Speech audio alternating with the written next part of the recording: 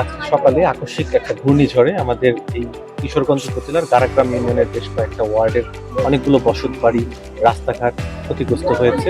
রংপুরে হঠাৎ ঝড়ে ৮০০ ঘরবাড়ি বিধ্বস্ত। টানা বৃষ্টির মধ্যে রংপুরের গঙ্গাচড়ায় হঠাৎ আঘাত হেনেছে ঘূর্ণিঝড়।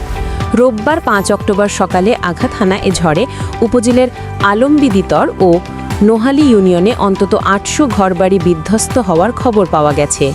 বিষয়টি নিশ্চিত করেছেন গঙ্গাচড়া উপজেলা নির্বাহী কর্মকর্তা বা ইউএনও মাহমুদ হাসান মৃধা। স্থানীয়রা জানান, ঝড়ে আগাম আমন ধানের ব্যাপক ক্ষতি হয়েছে। এতে কয়েকজন আহত হওয়ারও খবর পাওয়া গেছে, যাদের মধ্যে শিশু শিক্ষার্থীও রয়েছে। বৃষ্টির সঙ্গে সঙ্গে ঘূর্ণিঝড়ের তাণ্ডবে টিনশেড ও আধা পাকা ঘরবাড়ি ও বহু গাছপালা ভেঙে পড়ে। উপজেলার আলমবিদিতর ইউনিয়নের এক বাসিন্দা জানান, হঠাৎ ঘূর্ণিঝড়ে আমার পাকা ঘর ভেঙে গেছে, ঘরের টিন উড়ে গেছে।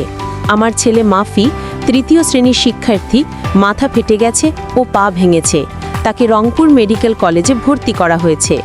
নোহালী ইউনিয়ন পরিষদের চেয়ারম্যান আশরাফ আলী বলেন, আমার ইউনিয়নে প্রায় ৪০০ ঘরবাড়ি বিধ্বস্ত হয়েছে। ইতিমধ্যে উপজেলা নির্বাহী কর্মকর্তা সহ ঊর্ধ্বতন কর্তৃপক্ষকে বিষয়টি জানানো হয়েছে। আলমবিদিতর ইউনিয়নের প্রশাসক ও উপজেলা সমবায় কর্মকর্তা আফতাবুজ্জামান চয়ন বলেন, আমাদের ইউনিয়নে প্রায় ৩০০ ঘরবাড়ি ক্ষতিগ্রস্ত হয়েছে। এ বিষয়ে গঙ্গাচড়া উপজেলা নির্বাহী কর্মকর্তা মাহমুদ হাসান মৃধা বলেন, ক্ষতিগ্রস্তদের মধ্যে ইতিমধ্যে শুকনো খাবার বিতরণ কার্যক্রম শুরু করা হয়েছে। আহতদের চিকিৎসা ও ক্ষতিগ্রস্তদের বাড়িঘর সংস্কারে প্রয়োজনীয় ব্যবস্থা নেওয়া হবে।